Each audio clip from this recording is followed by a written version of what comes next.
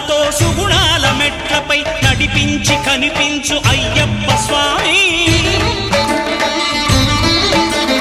మకర సంక్రాంతి సజ్జోతివై అరుదెంచి మహిమలను చూపించు మణికంఠ స్వామి